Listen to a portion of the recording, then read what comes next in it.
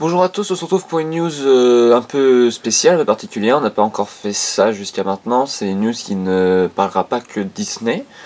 Alors la grande partie va être Disney, particulièrement Marvel. Mais je sais pas si vous êtes au courant, peut-être certains d'entre vous qui suivent un peu plus les actualités geek, on va dire. Ce week-end, il y a eu le Comic Con de San Diego, qui est donc le rendez-vous annuel pour tous les événements pop culture et geek en gros on va dire. Mais avant tout, déjà j'aimerais parler du parc. Une petite information qu'on a eue, c'est que le fameux livre Phantom Manor qu'on attend depuis très longtemps maintenant, hein, depuis que l'attraction a réouverte, sortira le 31 juillet donc, et il sera limité à 2 exemplaires par transaction. Alors, information qui est tombée pendant le tournage de la news, on savait déjà que pour la saison Halloween, la tour de la terreur allait être mise en mode chute aléatoire, donc les chutes allaient varier en fonction de l'ascenseur. Là on a appris qu'il allait y avoir des séquences aussi par rapport à ce qui est raconté avant, que les effets de lumière et projection allaient changer aussi, et donc que les chutes aléatoires allaient suivre la séquence du coup. Donc chaque ascenseur, enfin pas forcément chaque ascenseur, mais les ascenseurs, à chaque fois vous pourrez avoir des versions différentes de l'histoire qui sera racontée, enfin la façon dont la raconter sera différente. Et surtout ce qu'on a appris, c'est que un des 5 morts dans l'ascenseur, enfin ceux qui sont passés dans l'autre dimension, qu'on voit au début, le mari, sa femme, la grand-mère, le steward et la petite fille, un de ces 5 là, on ne sait pas lequel, mais un de ces 5 personnages, a priori c'est la petite fille, sa présence sera renforcée dans l'histoire, dans l'ascenseur. Donc je dis que ce serait la petite fille parce que c'est ce qui est le plus flippant en soi pour les gens. Mais en tout cas voilà, donc vivement Halloween parce que voilà, c'est pas juste on met les chutes aléatoires, ça va être vraiment une attraction qui va un petit peu varier. Donc vivement d'Halloween et de redécouvrir un peu plus la Tour de la Terreur d'une façon différente. Donc maintenant parlons Comic Con comme j'ai dit. Alors avant donc de passer sur la grosse partie qui va être Marvel Studios, je pense que certains d'entre vous sont déjà à peu près au courant de toutes les annonces qu'il y a eu. On va d'abord parler d'autres sujets qui sont hors Disney, voire même de la concurrence pour certains. Voilà, parce que maintenant c'est All Around Dreams, on n'est pas que sur du Disney, et avec des événements pareils, certaines news sont ramenées à parler d'autres choses. Donc d'abord pour commencer, comme j'ai dit, il va y avoir de la concurrence parce que certains d'entre vous, j'en suis sûr, doivent les suivre ces séries sur la CW, toutes les séries DC Comics. Donc il y a Flash, Arrow, Supergirl, Legends of Tomorrow, et cette année il va y avoir Batwoman, si je me trompe pas, ou c'est Batgirl, je sais pas exactement laquelle c'est dans la série.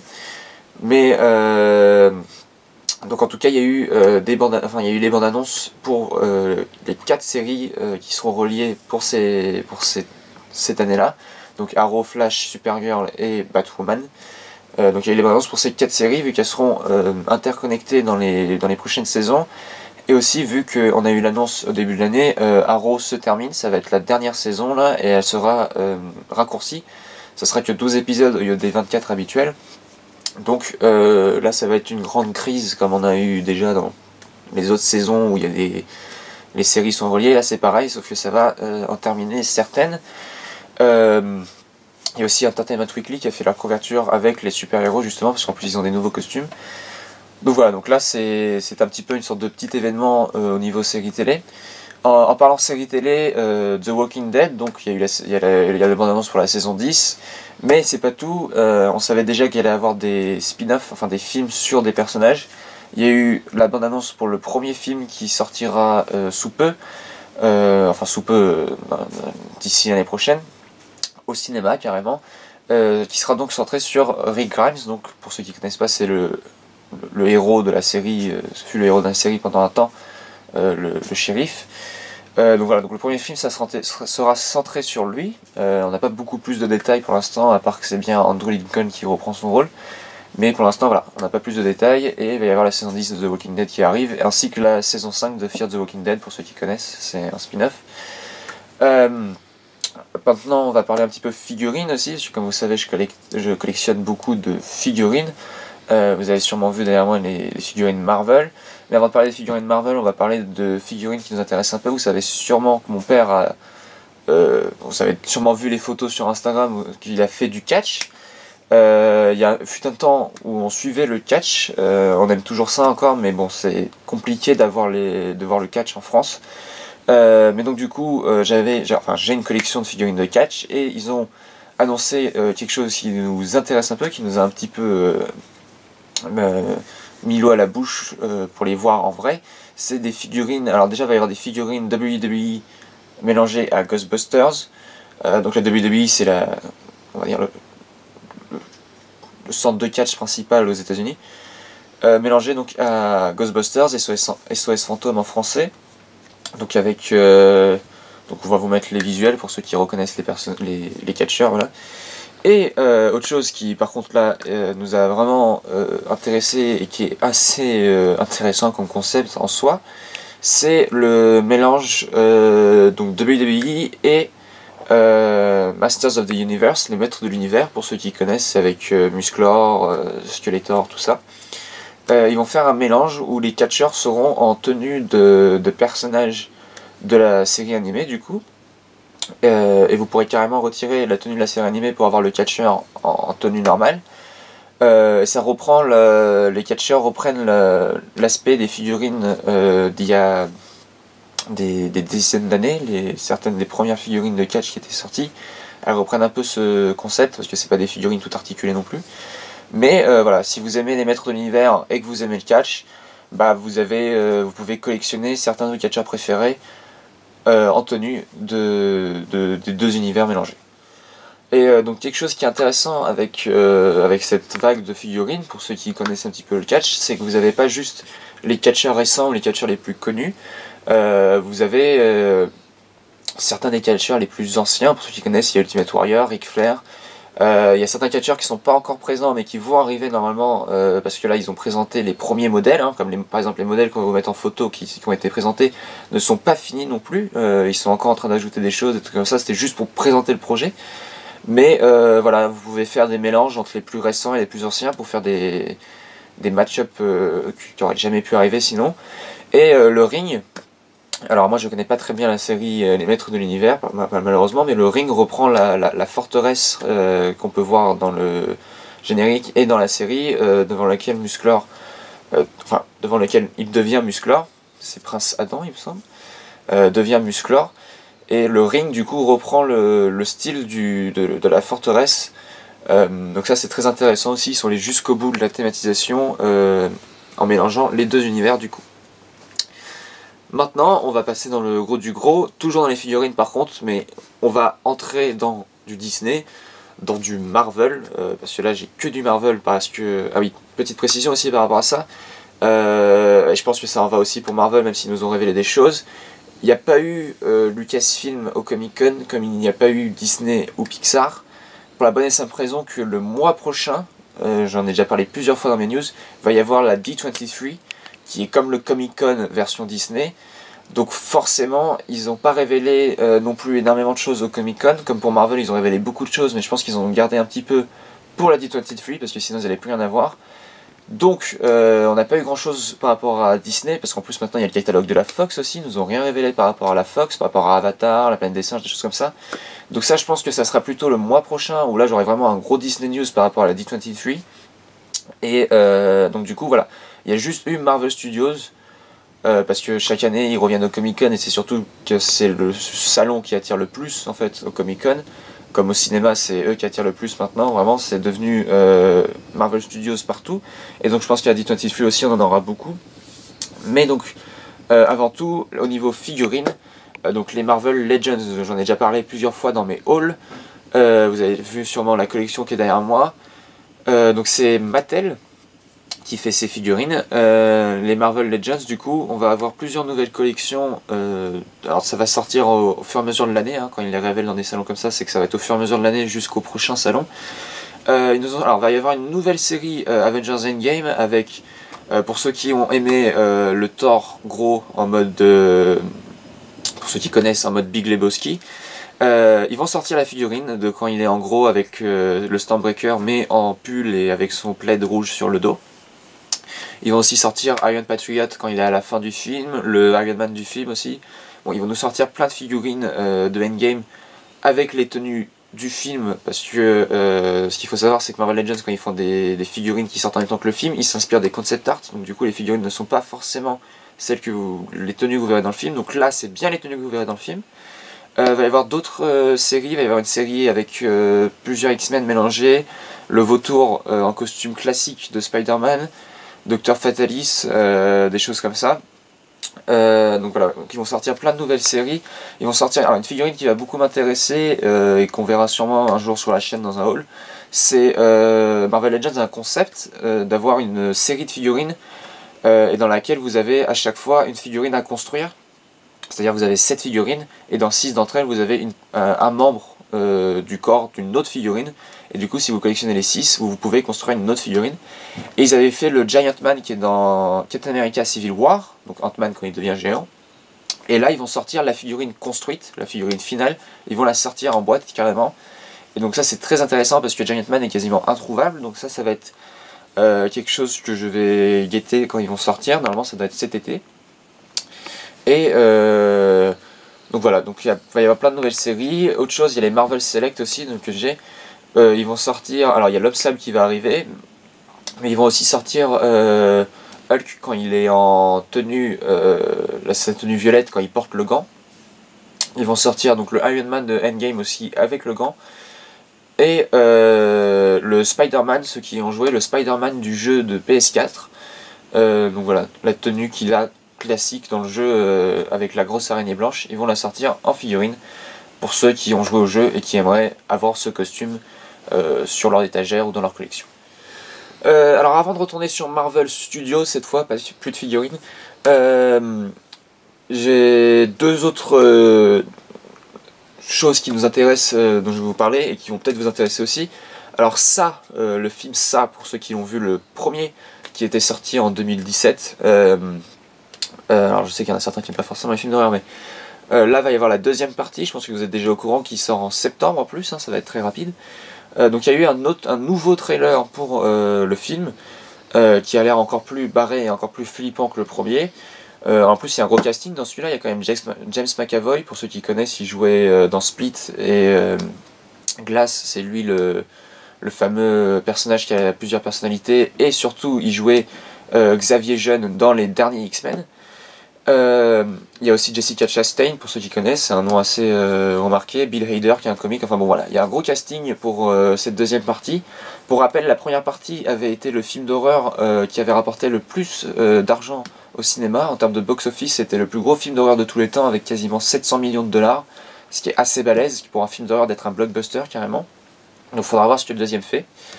Et autre chose qui va être un blockbuster, mais alors là par contre, alors ils nous ont sorti une bande-annonce, ce qui est assez rare pour un film qui sort dans un an, mais il sort en été 2020, c'est la fameuse suite de Top Gun qui est attendue depuis très longtemps, Top Gun Maverick. Je vous rappelle, Maverick c'est le nom du personnage de Tom Cruise.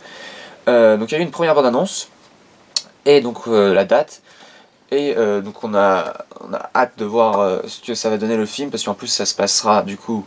Alors la bande-annonce est sortie, là ça fait 33 ans que le premier film est sorti, mais du coup quand le film va sortir, ça sera 34 ans après.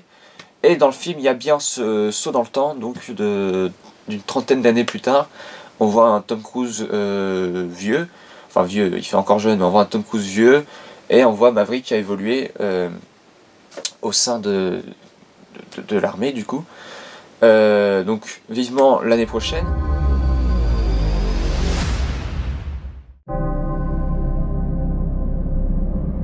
30+ years of service.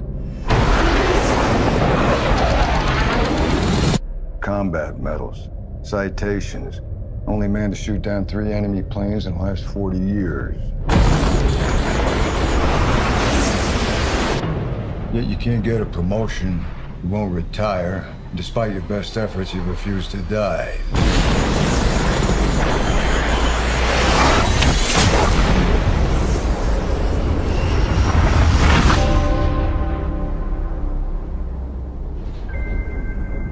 You should be at least a 2-star admiral by now. Yet here you are. Captain. Why is that? It's one of life's mysteries, sir.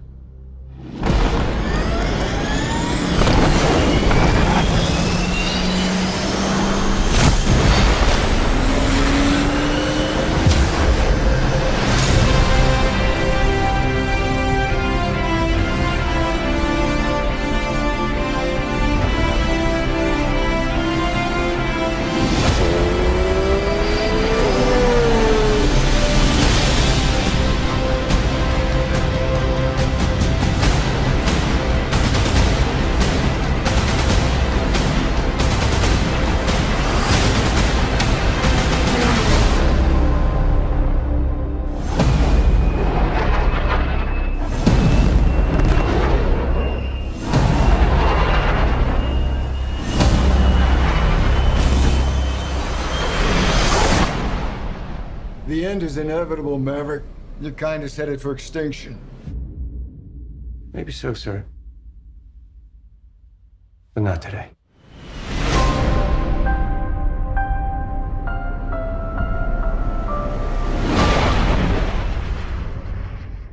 Et donc maintenant, on peut enfin passer sur ce qui, je pense, vous intéresse le plus, Marvel Studios. Donc c'est parti. Donc Marvel Studios, alors là par contre ça va être très important, va falloir suivre, donc alors Disney Plus sort là en novembre aux États-Unis, nous ça sort début 2020, mais alors c'est peut-être pas si grave que nous ça sorte après parce que vous allez voir les séries Marvel vont commencer à arriver à partir de printemps 2020, donc nous en France dès qu'on aura Disney Plus on aura les séries Marvel qui commenceront à arriver. Mais là où il va falloir suivre les séries Marvel sur Disney+, je vais vous en parler plus en détail après parce qu'ils ont sorti les titres et tout ça.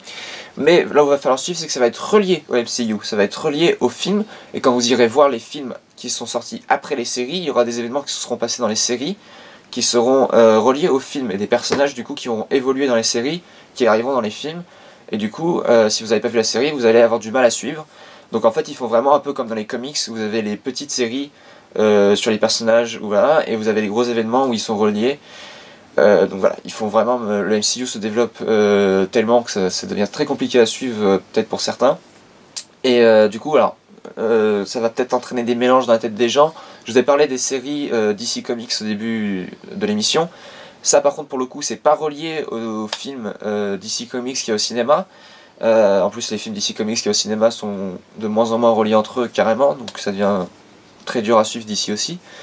Et par contre vous allez peut-être avoir du mal avec celles qui sont sorties sur Netflix, les séries Marvel de Netflix, donc Daredevil, Luke Cage, Iron Fist, Punisher et The Defenders, même si The Defenders a été rapidement arrêté.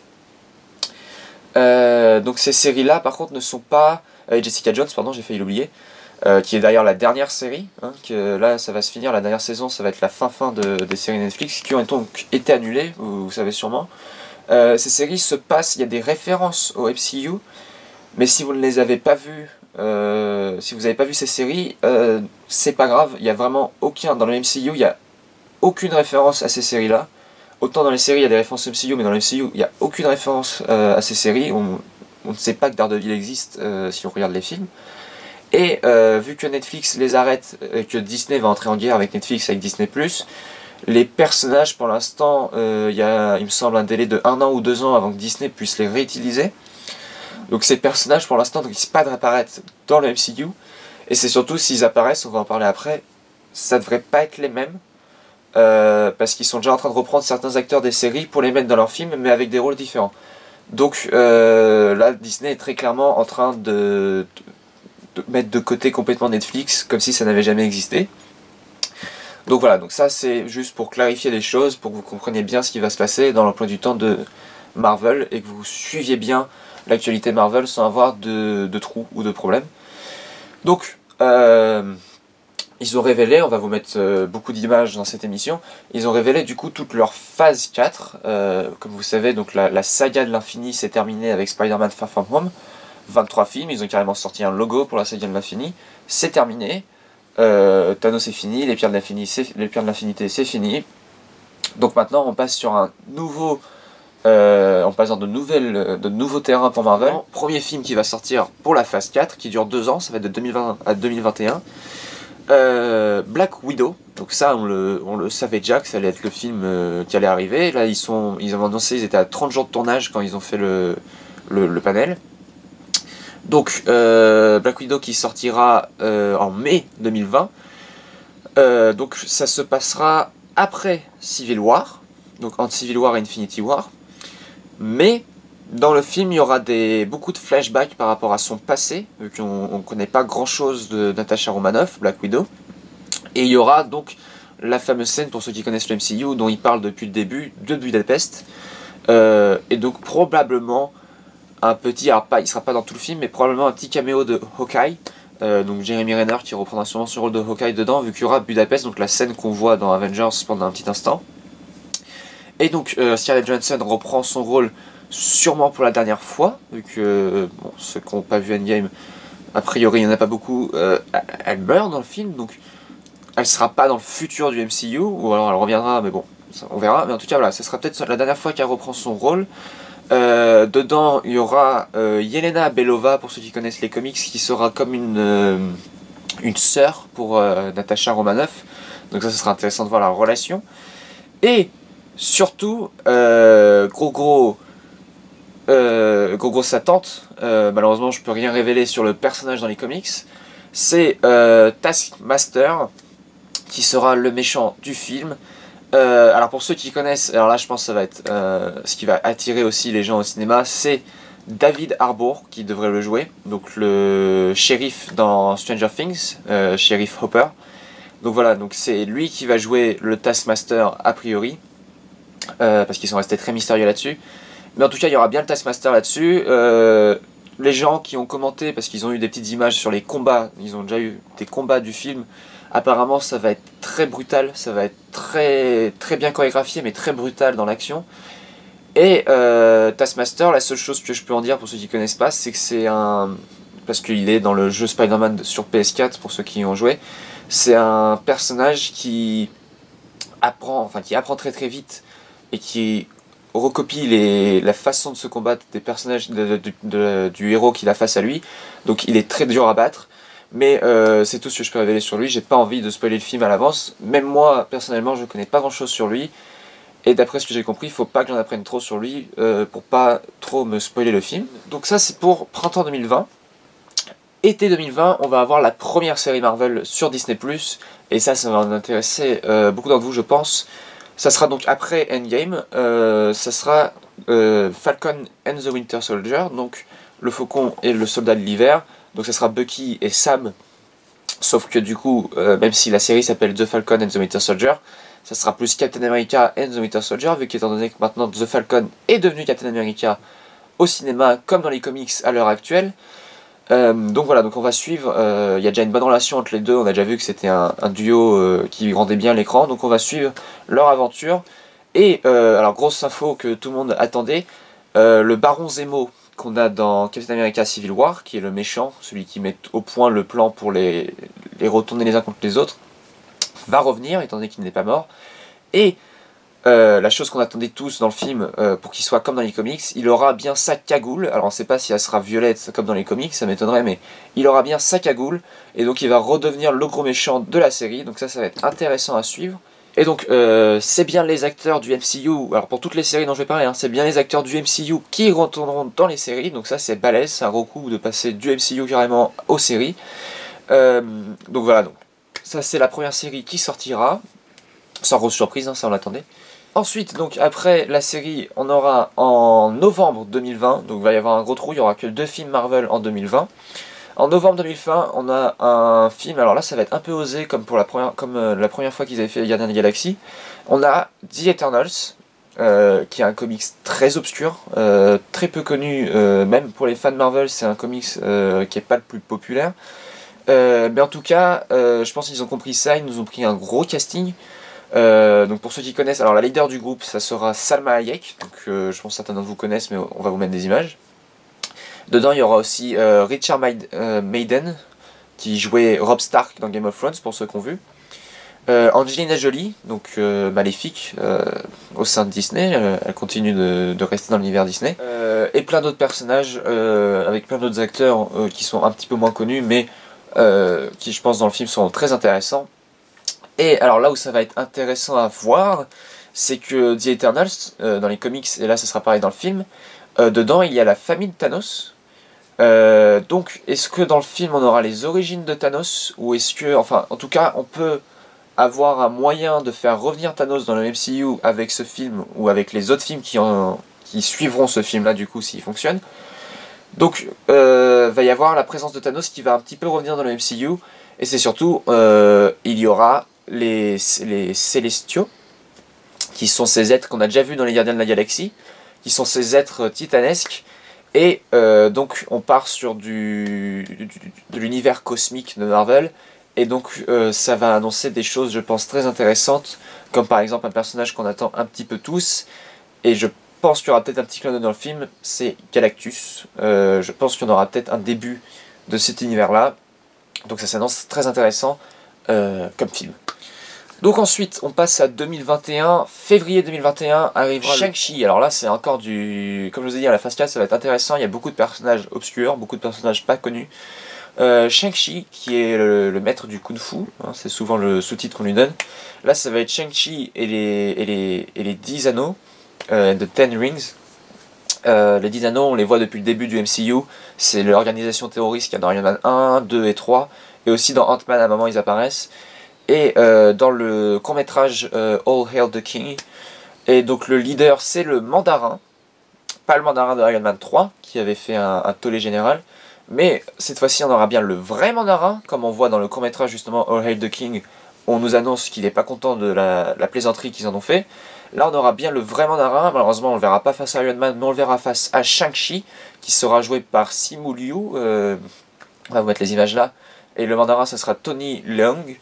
Donc un acteur, un casting asiatique pour un film qui se passe du coup en Asie. Donc ça devrait attirer énormément le public chinois, qui est le deuxième public en termes de cinéma qui fait les plus grosses recettes. Et donc Shang-Chi, c'est un personnage donc, qui est donc, comme j'ai dit, le maître du Kung-Fu, qui va se retrouver à devoir faire de l'espionnage, des choses comme ça, travailler au sein d'une organisation de héros du coup, donc pour devenir lui-même un super héros. Donc ça devrait être très intéressant et ils peuvent faire des très belles choses avec les combats, je pense, avec ce film. Donc vivement février 2021 pour découvrir ce personnage. Ensuite, printemps 2021, donc qui va s'enchaîner rapidement sur Disney+. La deuxième série qui sortira, c'est WandaVision. Donc Scarlet Witch et Vision, mais ça se passera après Endgame. Donc dans la série, on découvrira comment Vision va revenir à la vie. Donc Scarlet Witch va de plus en plus découvrir et explorer ses pouvoirs, ça devrait être très intéressant. Ils ont dit qu'on ira dans des terrains inconnus, que ça serait une série qui visuellement et expérimentalement sera très intéressante. Dedans, il y aura Monica Rambeau, que vous avez vu, si vous avez vu Captain Marvel, c'est la petite fille de l'amie de Captain Marvel, qui dans les comics devient un temps Captain Marvel, elle devient Miss Marvel. En ce moment, je crois qu'elle est Spectre, elle s'appelle Spectre. Donc elle sera dans la série en adulte. Et donc on ne sait pas encore quel rôle de super-héroïne elle aura, mais elle sera dedans en tout cas. Donc ensuite va s'enchaîner Doctor Strange in the Multiverse of Madness, Doctor Strange 2 du coup en mai 2021. Ils ont annoncé que ce serait le premier film d'horreur Marvel, donc le premier film qui sera à frisson. Donc Doctor Strange va explorer de nouveaux terrains. Alors du coup là, ça va vraiment rentrer dans ce que je vous avais dit, il faudra suivre les séries pour comprendre les films. Il y aura Scarlet Witch dans Doctor Strange 2, ce qui va être très intéressant. Mais justement, il va falloir avoir vu WandaVision, la série du coup, pour comprendre le rôle de Scarlet Witch dans Doctor Strange 2. Donc ça sera très connecté. Ils peuvent faire des très belles choses avec les deux personnages.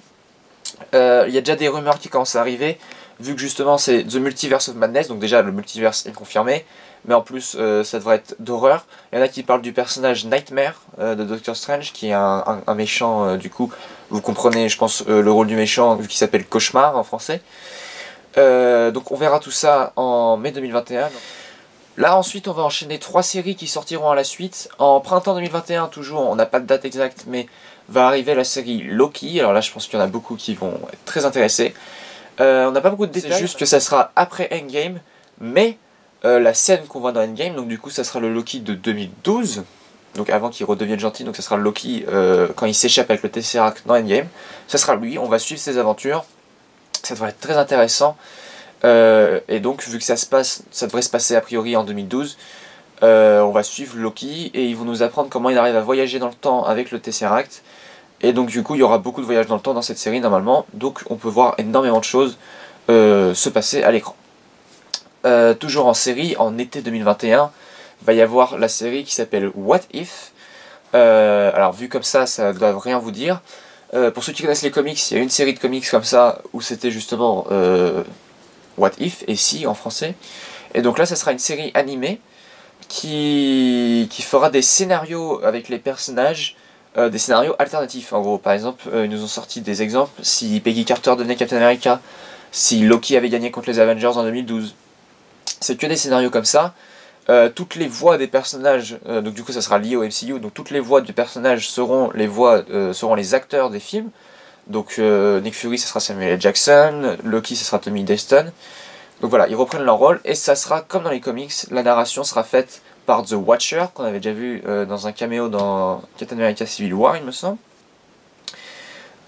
Du coup, ce sera The Watcher, et ça sera l'acteur Jeffrey Wright, qu'on va vous mettre en photo. Pour ceux qui ont vu Westworld, c'est un des personnages principaux dans la première saison de cette série.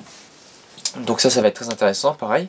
Et avec de l'animé, ils vont pouvoir faire des choses très intéressantes à l'écran. Ensuite, toujours en été 2021, donc ça va être chargé Disney+, hein, parce qu'en plus là c'est que les séries Marvel, il n'y a pas les autres séries qui arriveront sur le côté.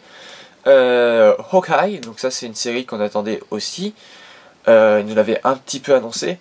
Donc du coup ça sera après Endgame aussi, donc avec Clint Barton qui sera qui sera toujours Hawkeye, mais normalement la série ne devrait pas être centrée sur lui, ça sera centré aussi sur Kate Bishop, qui dans les comics est devenue la nouvelle Hawkeye, oui, donc maintenant Hawkeye est une femme, et c'est Kate Bishop, et donc on verra à l'écran tout le processus où Clint Barton entraîne sa protégée Kate Bishop pour qu'elle devienne à son tour Hawkeye, mais une meilleure version de Hawkeye.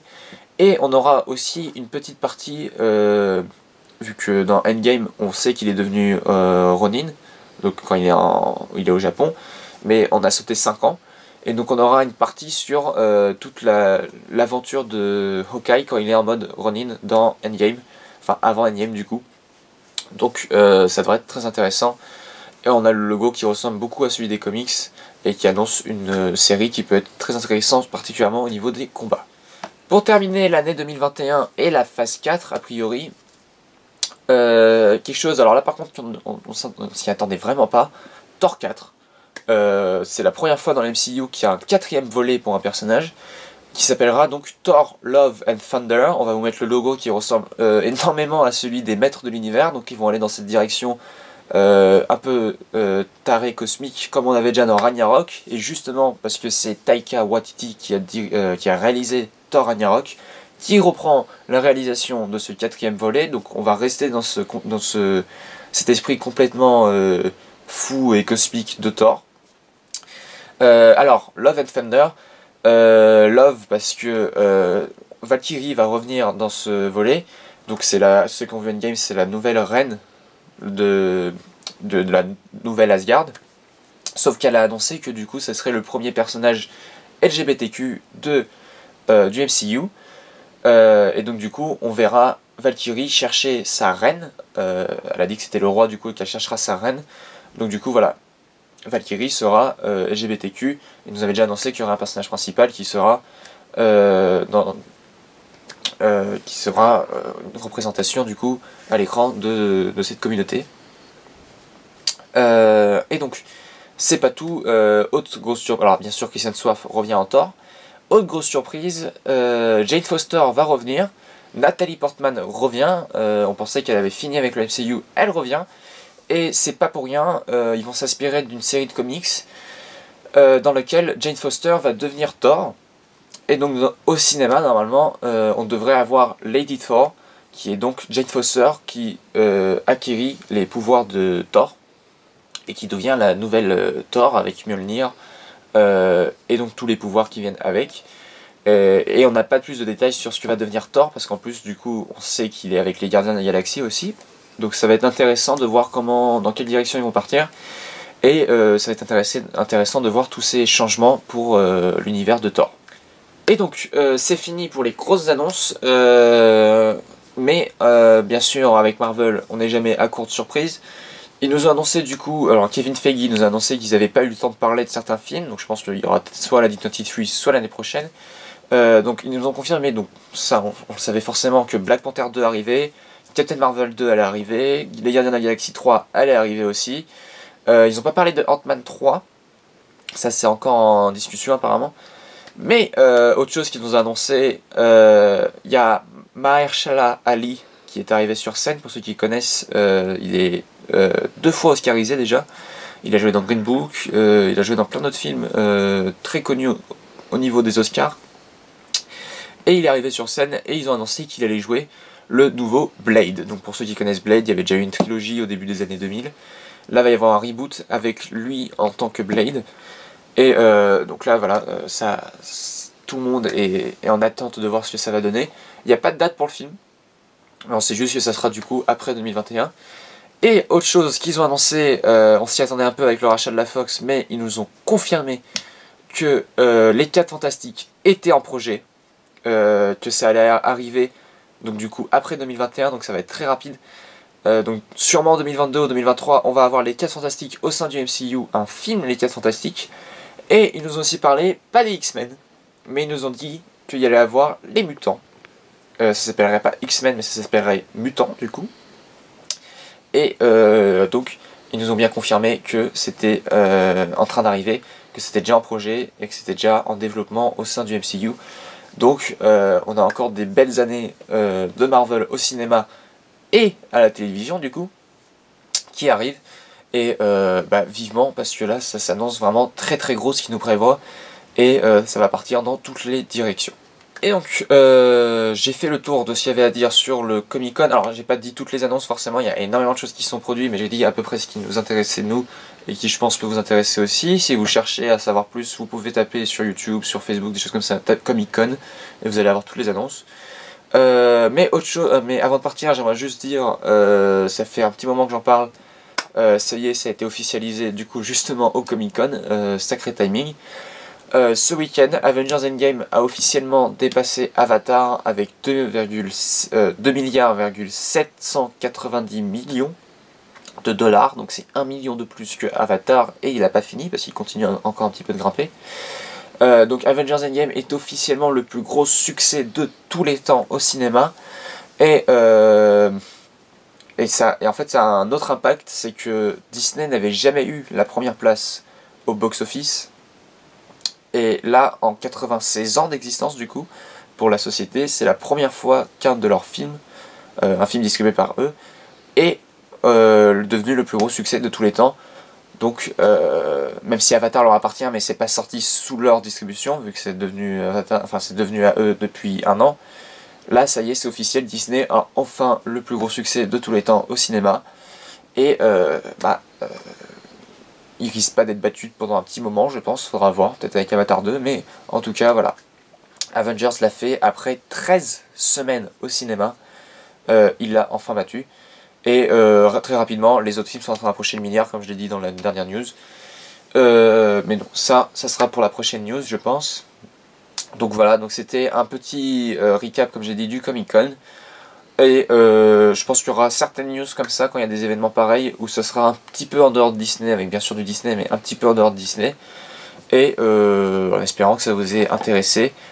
Voilà, je pense qu'on a fait le tour. Je sais pas quand est-ce qu'il y aura une prochaine Disney News. Dans les prochaines semaines, quoi qu'il arrive. Donc je vous retrouve bientôt et d'ici là, portez-vous bien.